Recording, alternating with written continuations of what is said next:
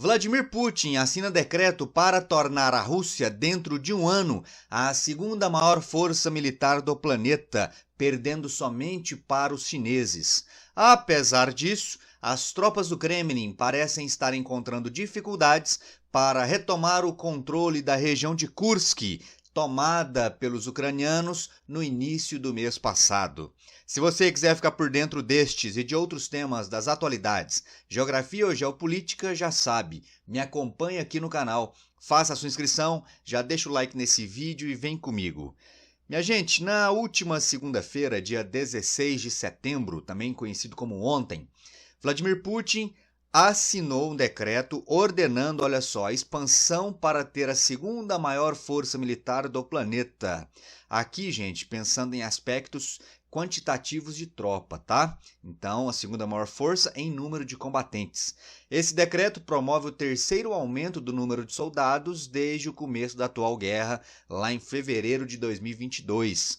A Rússia terá, portanto, 1,5 milhão de militares ativos, constituindo o segundo maior contingente do mundo depois da China, que tem aí 2 milhões e 35 mil combatentes. Esses dados são do Instituto Internacional de Estudos Estratégicos de Londres.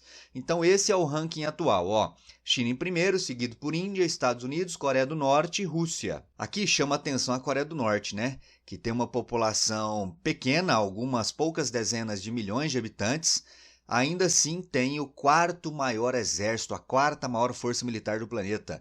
É, portanto, o país ou um dos países mais militarizados do mundo. Com essa nova expansão da força militar russa, a Rússia vai saltar do quinto lugar para o segundo lugar, terá 1,5 milhão, perdendo somente para os chineses. Aqui, para efeitos comparativos, vamos dar uma olhada nos números da Ucrânia. A Ucrânia tem hoje cerca de 800 mil militares ativos.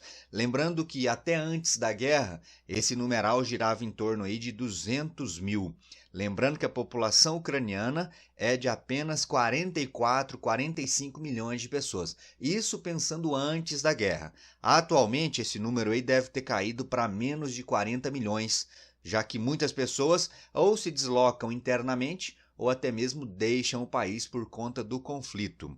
O Brasil, para que tenhamos também esse dado aqui para comparar, tem hoje algo em torno aí de 367 mil militares ativos, o que é, logicamente, um número bem inferior ao destes demais países. Afinal de contas, o Brasil não é um país que se envolve em guerra. Felizmente, que continue assim por muitos e muitos anos ainda. Porém, há um dado estatístico muito ruim para as Forças Armadas do Brasil, que é o de que elas são bastante caras. O Brasil, inclusive, proporcionalmente, tem gastos militares com pessoal, com pagamento de salários efetivamente, em proporção maiores que os Estados Unidos. Lembrando que esse número aqui indica apenas os militares ativos, fora outros tantos milhares aí que já estão na reserva e outras tantas pensões que são pagas a viúvas, a filhos e assim por diante. Infelizmente, aqui no Brasil, é sabido aí que nós, enquanto país, gastamos muito e gastamos mal com as nossas Forças Armadas. O que não quer dizer que elas não tenham que ser bem remuneradas, não tenham que ser bem equipadas. A discussão não é essa, você entendeu o que eu quis dizer, né? Não vou entrar em nuances agora sobre isso, mas a ideia é essa. A Rússia vai se expandir militarmente. Lógico que isso indica também que a Rússia está prevendo a possibilidade da atual guerra se prolongar no tempo. E aí, uma vez que a atual guerra se prolongue, será necessário que a Rússia reforce o seu contingente militar. Algo que a Ucrânia também deve estar pensando em fazer, mas a Ucrânia tem uma dificuldade muito maior, lembrando que a população ucraniana é bem menor que a russa. A população russa hoje gira em torno de 140 milhões, enquanto a ucraniana aí perto dos 40 milhões, imagino eu, atualmente em função do conflito, já que muitas pessoas devem ter deixado o país. Não há números oficiais sobre isso, por isso eu falo devem ter deixado o país. Beleza? Apesar desse anúncio aí, de expansão da força militar, em relação ao atual conflito, na região de Kursk especificamente, a Rússia ainda não teve o resultado almejado, ou seja, que é o de recuperar aquela região. A Rússia trabalha para expulsar a Ucrânia de Kursk, mas contra-ataque ainda não ganhou impulso. O presidente ucraniano disse que pretende enviar soldados para a região, mas os russos ainda não tiveram nenhum sucesso sério. Aí palavras do presidente ucraniano Volodymyr Zelensky. Aqui no mapa, só para a gente recordar, ó, principalmente para aqueles que ficaram fora do ar aí por um tempo, região de Kursk, tá aqui, ó, pertence à Rússia, faz fronteira com a Ucrânia e foi invadida pelos ucranianos no início do mês de agosto. É uma área aqui de cerca de 1.200 km², atualmente sob controle ucraniano. Na semana passada, as tropas russas iniciaram efetivamente a retomada, né, e iniciaram o contra-ataque para retomar essa região de Kursk. E aí a matéria fala justamente sobre essas dificuldades que os russos vêm enfrentando ali em Kursk. Vídeos mostram que unidades russas retomaram algumas aldeias, mas a situação permanece fluida.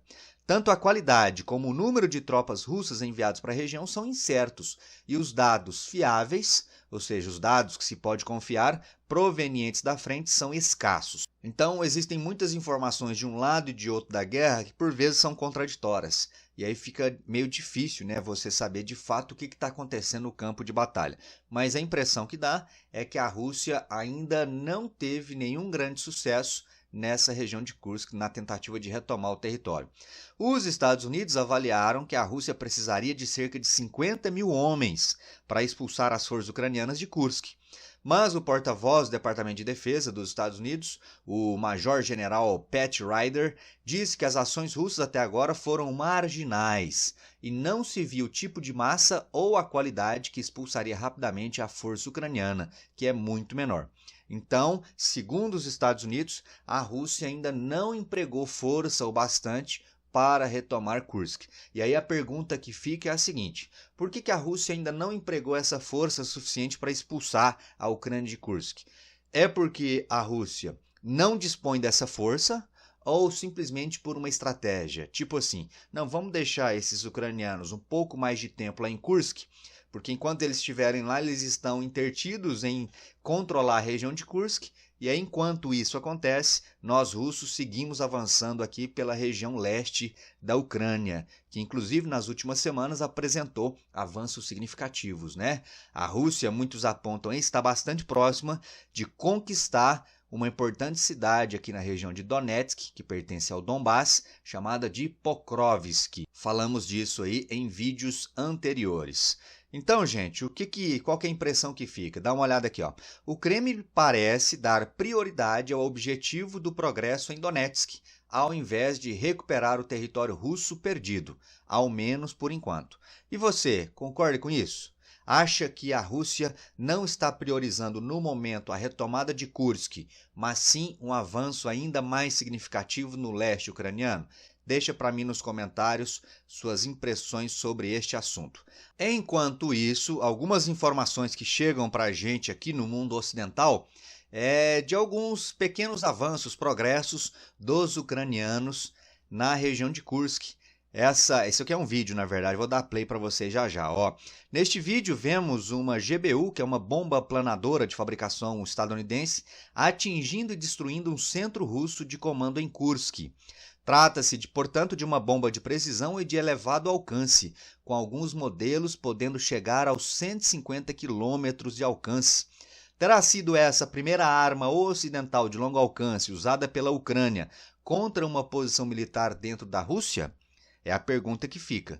Sendo isso verdadeiro, né, de que a Ucrânia teria, portanto, utilizado uma arma de longo alcance para atingir um alvo dentro da Rússia, não teria sido mais uma linha vermelha daquelas definidas por Putin, ultrapassada pela Ucrânia e pelo Ocidente? E aquela resposta que Vladimir Putin disse que daria ao Ocidente caso essas armas fossem utilizadas? Pois é, estamos aguardando aí para ver cenas do próximo capítulo. Aqui um trecho do vídeo, ó, dá uma olhada. Vamos ver. Buf. Erra. Destruiu o grandão, hein? Beleza, beleza. Vamos seguindo, bora mais. Apesar de a Rússia não ter conseguido, como eu disse anteriormente, algum avanço significativo em Kursk para expulsar os ucranianos, ontem, segunda-feira, a Rússia ordenou a evacuação da população de 2 localidades lá em Kursk. Tá aí, ó. Rússia ordena a evacuação de mais cidades na região de Kursk. Autoridades russas já evacuaram mais de 150 mil pessoas da região desde o início da incursão ucraniana em agosto. Abre aspas aqui para o que escreveu no Telegram o Alexei Smirnov, que é o governador interino da região de Kursk. Com base em informações operacionais para garantir a segurança, o Estado-Maior Regional decidiu pela evacuação obrigatória dos distritos de Rilsk e Komutovsk, situadas em uma área de até 15 quilômetros da fronteira com a Ucrânia. Então, essas evacuações em massa da região de Kursk, ali, principalmente das localidades que ainda não estão sob domínio da Ucrânia, podem indicar o quê? Podem indicar uma preparação, ou seja, uma antecipação de alguma grande operação militar dos russos naquela área. Então, prevendo essa grande operação militar, a Rússia trata de ordenar a evacuação dos civis justamente para diminuir o impacto sobre essa população, diminuindo as perdas, as mortes e assim por diante. Beleza? Avançando mais, ontem também, segunda-feira, a Ucrânia, por meio do seu ministro das Relações Exteriores, fez um convite para que representantes da ONU e da Cruz Vermelha fizessem uma visita à região de Kursk, na Rússia. Tá aí, Kiev diz que a presença de organismos internacionais ampliaria a ajuda humanitária. O Kremlin, logicamente, vê isso como um ato provocativo. Segundo o ministro das Relações Exteriores da Ucrânia, o Andriy Sybiha, a medida visa assegurar uma melhor assistência de passagem segura para todos os civis afetados na região russa. Então, gente, lógico que isso é uma provocação, né? É como se alguém tivesse entrado na sua casa e aí esse alguém que entrou na sua casa sem sua permissão faz uma festa e convida um monte de gente para participar dessa festa sem a sua anuência. Então, fazendo uma analogia, é mais ou menos isso que está acontecendo. Logicamente, eu acho que nenhum desses representantes se fará presente na Ucrânia. Primeiro porque é uma situação, é uma zona de guerra, então não é nada seguro visitar Kursk nos dias atuais. E segundo porque o território é russo, assim como também são reconhecidos como territórios ucranianos aquelas áreas atualmente controladas pela Rússia no leste da Ucrânia. Aqui a manifestação de um representante da ONU. Quem que é esse aí? É o Stephane Dujarric, porta-voz do secretário-geral da ONU. Olha o que ele disse. Estamos prontos para uma visita, mas precisaríamos de autorização da Federação Russa para fazer essa visita. Ou seja, eles aí todo cautelosos, né, e reconhecendo que a área é da Rússia. E uma visita nesse território precisaria da anuência dos russos, que até aqui não o fizeram. Muito pelo contrário, né? O próprio porta-voz do Kremlin, o Dmitry Peskov, falou que isso era um ato provocativo e isso seria algo inadmissível. E por falar em ONU, nas próximas semanas teremos aí mais uma Assembleia Geral da ONU, que terá como por tradição o discurso de abertura sendo feito pelo presidente do Brasil. Vamos acompanhar isso aí também nas próximas semanas. Com certeza, a guerra Rússia-Ucrânia será, mais uma vez, pelo terceiro ano consecutivo, um dos temas principais em debate. Valeu, meu povo! É isso aí. Se gostou desse vídeo, deixa o like. Se não gostou, deixa o dislike. Comenta e te espero no próximo. Um forte abraço. Até lá. Valeu!